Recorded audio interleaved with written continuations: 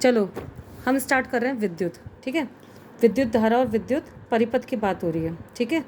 तो बेसिकली जब हम एक परिपथ बनाते हैं, परिपथ का मतलब क्या होता है बेटा? तार। और वो होता है, क्या बोलते हैं, बोर्ड जैसा। बोर्ड बेटा हम लोग एक परिपथ बनाने के लिए क्या क्या ज़रूरी है? नंबर 1 स्विच, नंबर 2 तार और बैटरी और वो बल्ब, ठीक है। कोई भी मतलब इलेक्ट्रिक अप्लायंस है ना, कि कोई भी विद्युत का उपकरण है ना, वो ज़रूरी है। तो कुंजी चाहिए, तार चाहिए, बैटरी चाहिए और बल्ब चाहिए, संयोजन तार चाहिए, राइट। तो जब इस तरह से जब हम एक इन सबको जोड़कर अगर हम एक परिपथ बनाते हैं और हम जब इस परिपथ का निर्माण करते हैं तो हम उसको विद्युत परिपथ कहते हैं, जिसमें विद्युत धारा प्रवाहित हो और वो उस जो आपका जो अप्लायंस है, इलेक्ट्रिक अप्लायंस, जो विद्युत उपकरण है, वो उसको ऑपरेट कर दे, उसको चालू कर दे, है ना। तो हम ये कहेंगे कि जब वो उसको चालू कर देगा तो वो बंद परिपथ कहलाएगा। समझ में है ना।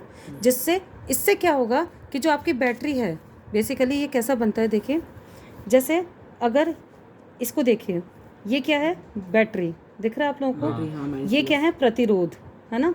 ये है अमीटर। लेकिन अगर मेरे को सरल परिपथ बनाना है तो मैं कैसे बनाऊंगी?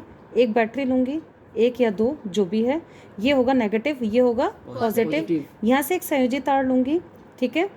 उसके बाद सपोज मैं यहाँ पे एक बल्ब लगा दूंगी, ठीक है। उसके बाद मैं आगे चली, उसके बाद मैं यहाँ पे स्विच लगा देती हूँ, ठीक है। यहाँ से आई मैं और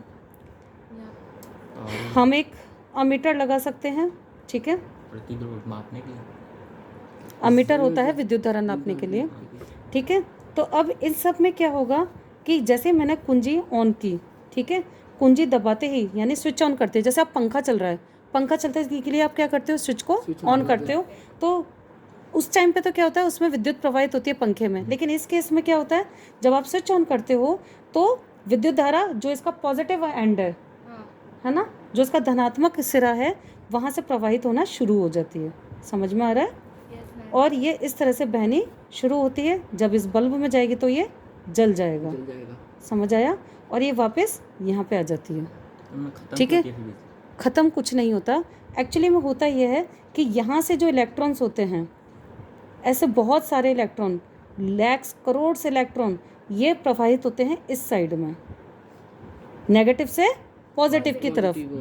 लेकिन विद्युत धारा को माना जाता है पॉजिटिव से नेगेटिव की तरफ। जब पहले के ज़माने में जब ये ज्ञान नहीं था कि जो आवेश हैं वो नेगेटिव है और ये सब ज्ञान नहीं था, तो क्या मानते थे कि आवेश भी ज़रूर पॉजिटिव से नेगेटिव जा रहे होंगे, इसलिए विद्युत धारा भी पॉजिटिव से नेगेटिव जा रही है। पहले इस तरह से माना जाता था, लेकिन जो एक्चुअली में सही नहीं था। एक्चुअली में इलेक्ट्रॉन जो है वो प्रवाहित होते हैं नेगेटिव से पॉजिटिव, और विद्युत धारा प्रवाहित होती है पॉजिटिव से नेगेटिव। तो बेसिकली आपकी जो विद्युत धारा है वो है क्या? आवेशों का प्रवाह। जब तक आवेश प्रवाहित नहीं होंगे विद्युत धारा प्रवाहित नहीं होगी। और ये जो बैटरी होती है, बैटरी के अंदर क्या होता है? दो इलेक्ट्रोड होते हैं, एक पॉजिटिव और एक नेगेटिव। इलेक्ट्रोड से क्या प्रवाहित होने लग जाते हैं? इलेक्ट्रॉन्स। वही इलेक्ट्रॉन बाहर निकलकर प्रवाहित हो रहे हैं। ये खत्म होते होंगे? खत्म नहीं। तो मैम वो बैटरी करना क्या, अपन जैसे किसी चीज़ में लगाते हैं तो पावर ऑफ हो जाती है बैटरी, वो कारण क्या है? क्या चीज़? मैम जैसे हमने अब यहाँ पे एक बैटरी लगाई है, एक सेल लगाया है, यहाँ से मैम यहाँ से भी है ना क्या विद्युत उत्पन्न होगी, ये बल्ब जलेगा, कभी ना कभी ये खत्म होगी। तो खत्म क्यों होता है? खत्म का मतलब ये होता है बेटा कि जो इलेक्ट्रॉन का जो कॉन्सेंट्रेशन है, बेसिकली क्या होता है, ये जो पॉजिटिव सिरा है और ये जो नेगेटिव सिरा है ना, इनके विभव में अंतर होता है। विभव का मतलब क्या होता है वो भी समझो।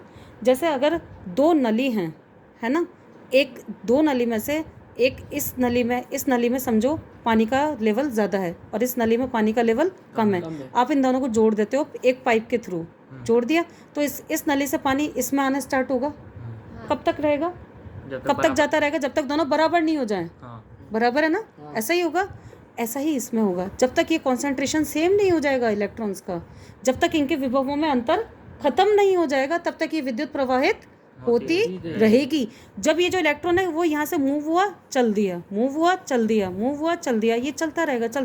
बैटरी कहते हैं ना सेल खत्म हो गया, सेल खत्म होने का मतलब क्या है? वो कोई गायब थोड़े ना हो गया, नहीं, उसके इलेक्ट्रोड का जो विभवांतर है वो समाप्त हो गया, वो बेसिकली उन पे कंसंट्रेशन हमारा सेम हो गया है, खत्म होता है। ठीक है। इसकी वजह से ये प्रवाहित होना बंद हो गया। और ये सब भी बहुत लंबी हिस्ट्री है, अभी हम इसको यहीं पे स्टॉप करते हैं ना। तो बेसिकली एक मिनट, ये जो परिपथ है इसमें आपको ये समझ में आ गया कि किसी भी विद्युत परिपथ में जो धारा बहती है वो आवेश के कारण बहती है। अब ये जो आवेश है ये कितना बह रहा है, हमें क्या करना पड़ता है, उसकी दर नापनी होती है। उसकी दर यानी 1 सेकंड में कितना आवेश प्रवाहित हुआ। तो 1 सेकंड में कितना हुआ, अगर मान लो 5 सेकंड में 50 कूलम हुआ फॉर एग्जांपल, तो 1 सेकंड में कितना हुआ, 10 कूलम। हाँ। समझ में आया। तो क्या हुआ, मैं क्या बोलूँगी कि मेरी विद्युत कितनी हुई, I = 10 कूलम प्रति सेकंड। ये है मेरी विद्युत धारा, जिसके लिए मैंने एक परिभाषा दी कि विद्युत आवेश के प्रवाह की दर को विद्युत धारा कहते हैं। उन परिपथों में जिसमें धातु के तार प्रयोग होते हैं, आवेशों के प्रवाह की रचना इलेक्ट्रॉन करते हैं। जिस समय परिघटना का परीक्षण किया गया था, इलेक्ट्रॉन के बारे में कोई जानकारी नहीं थी। विद्युत धारा को धनावेशों का प्रवाह माना गया, धनावेश के प्रवाह की दिशा को ही विद्युत धारा की दिशा माना गया।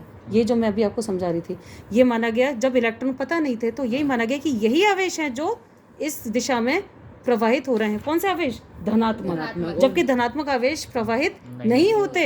लेकिन पहले ये माना गया कि ये धनात्मक आवेश प्रवाहित होते हैं और उसी दिशा में विद्युत धारा प्रवाहित होती है, ठीक है। और परिपाटी के अनुसार किसी विद्युत धारा में इलेक्ट्रॉनों का जो ऋण आवेश है उसके प्रवाह की दिशा की विपरीत दिशा को विद्युत धारा की दिशा माना गया है। इसका भी एक प्रश्न वैसे कई बार आ जाता है, CBSE में तो आता है, RBSE में भी आता ही होगा, कि पहले के टाइम पे, पहले के समय में विद्युत धारा की दिशा कौन सी थी, कौन से आवेश की थी, और आज के समय में कौन सी है। तो जो कन्वेंशनल करंट, हिंदी में क्या बोलता है, कन्वेंशनल करंट जो होती थी, यानी जो पहले के ज़माने में जो दिशा मानी गई थी वो क्या मानी गई थी, धनात्मक आवेशों के प्रवाह की दिशा को ही विद्युत धारा की दिशा माना गया था। तो ये इस तरह से